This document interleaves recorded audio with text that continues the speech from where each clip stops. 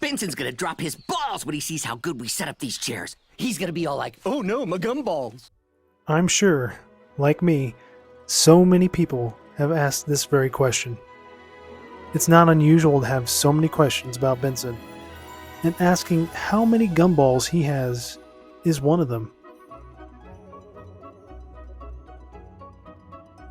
Benson is more than a man.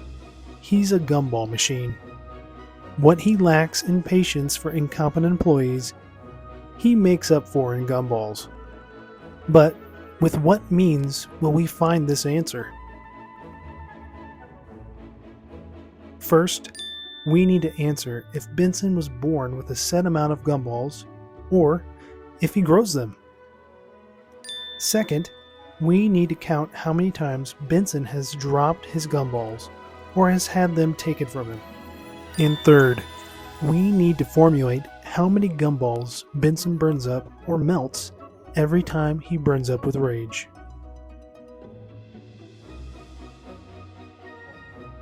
With these 3 gumball calculations and this analysis, we'll come to a definite conclusion and we'll get the answer to this hard-hitting question.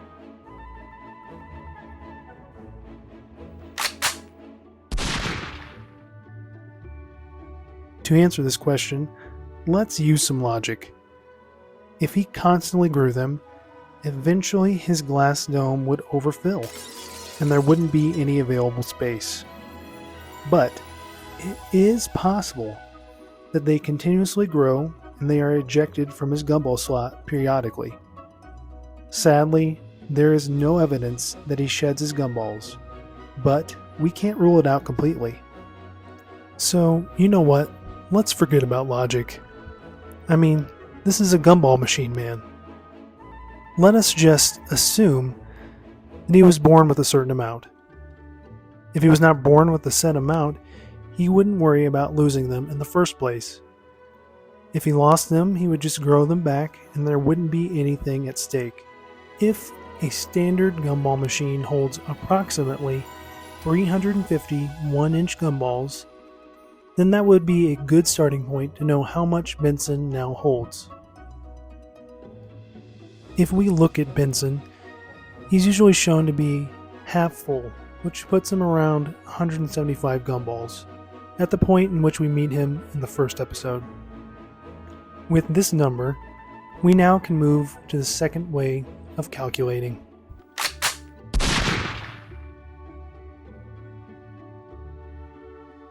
During the series, Benson has dropped his gumballs on numerous occasions. In most instances, he can simply pick them back up and reinsert them back into his dome. So, if we just took the number of times they were dropped, the number 175 shouldn't fluctuate by very much. But, if a gumball happened to roll away and he cannot find everyone that's been dropped, we need to deduct at least 1 gumball per drop. According to the regular show fandom wiki on Benson, there have been 4 occasions when Benson's gumballs came out of his hatch, twice in Season 1 and twice in Season 3. So if we only count 1 loss per droppage, that comes to 4 gumballs. Simple math. And we can't forget that his gumballs were eaten on 1 occasion by a unicorn. The unicorn ejected 2 of Benson's gumballs and ate them. So, after this part of the calculation, we subtract 6 gumballs from his hypothesized 175, which totals to 169. We're getting closer to our answer and only have 1 more calculation left.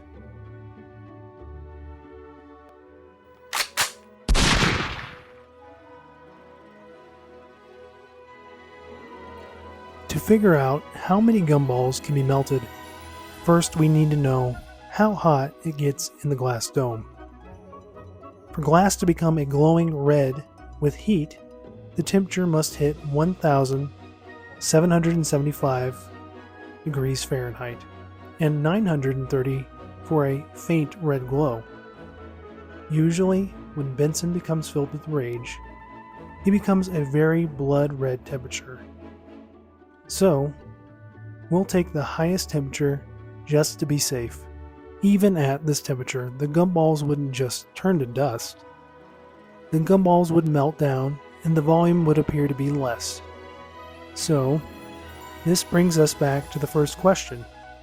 If he were born with 350 gumballs, it's possible he still has most of the 350 gumballs, but they've just been melted down over the years. But, for simplicity, let's stick with the 169 from our second calculation. If we take every episode Benson has appeared in, including the movie, which according to the fandom wiki comes out to 158 episodes, we can easily assume Benson became filled with rage at least once per episode. Let's subtract 0.25 gumballs away from each of the 158 times he has appeared. This number gets us to around 39.5 gumballs lost from pure rage. 169 minus 39.5 comes out to the number 129.5 gumballs.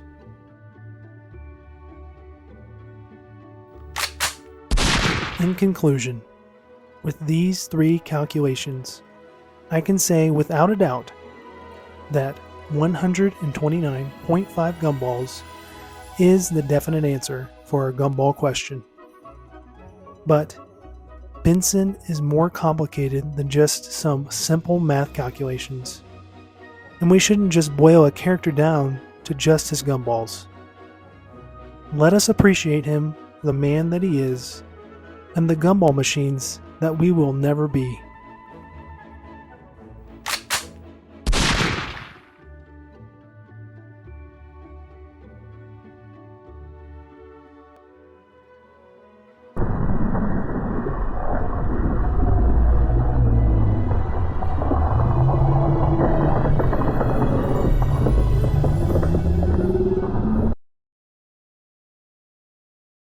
Are you using dude time to get the ladies? Yeah, so what? Aw, no, bro. You don't use this to get the ladies. You use it to hang out with the bros. Benson already seems to be unhinged and full of unbridled rage, and a deep desire to fire his employees. But could he go so far as to commit murder? Or possibly even genocide? I don't know. Maybe.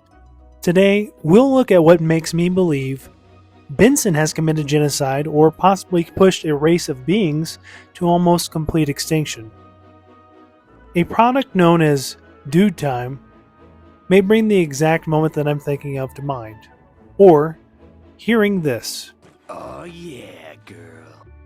According to the villainswiki.fandom.com, their other aliases are known as bros.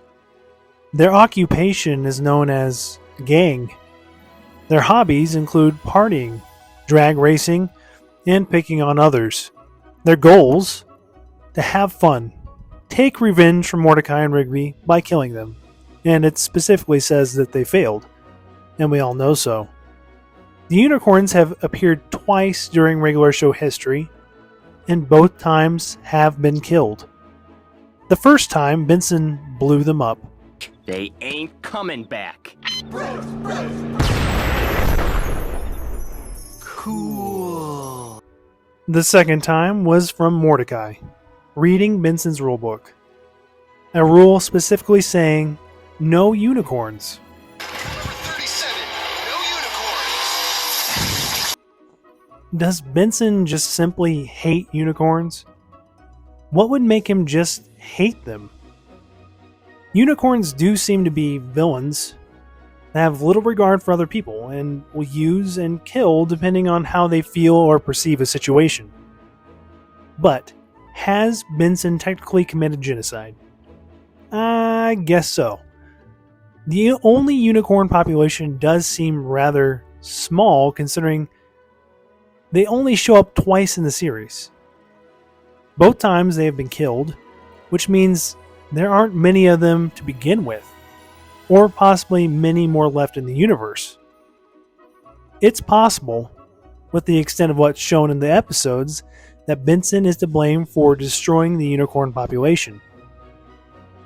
You do need to protect yourself from others around you when someone or a group of people are trying to openly murder you, so it can be claimed to Benson and Mordecai that they were just acting in self-defense.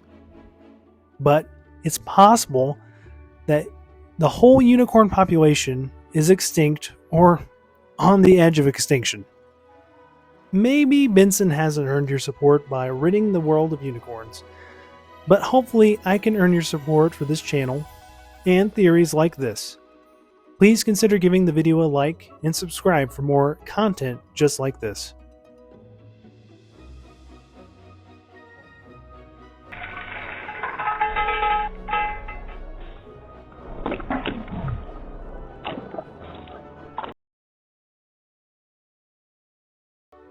Every living creature has an anatomy, some sort of circulatory system, and a nervous system. For Benson to be a living, breathing gumball machine, he'd have to have a system of organs to allow this, right? Today, let's look at what makes Benson tick. Some things about Benson are obvious.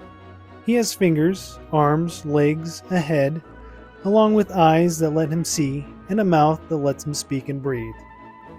If Benson is speaking and breathing, he must have internal organs to allow these functions. He doesn't speak like a speak and spell, so his voice is modulated and created by some sort of vocal cord system. The sound will be produced from air traveling through those cords, and let's be honest, it takes a lot of air to scream and yell like Benson does on the daily. And Benson's eyes work, and he's able to move his arms and legs. So he has an intact nervous system that sends signals to his extremities and other parts of his body, and then back to his brain. Benson also gets drunk off wings, so he has a digestive system. So it makes sense Benson has an anatomy more than just a gumball machine. But this begs the question, how is this all possible?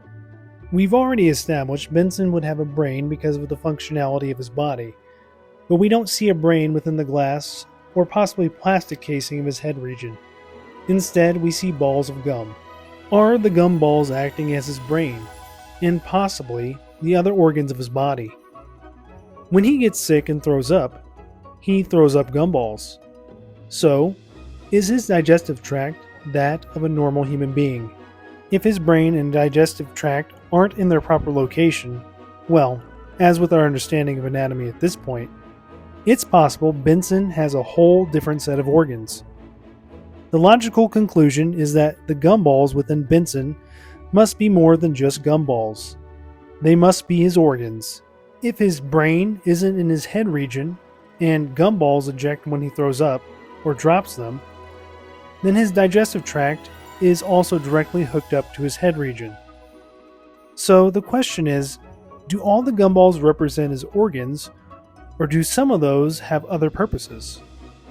The science behind Benson's anatomy might be beyond my understanding, but it doesn't matter. Nothing is more important than a man and his gumballs.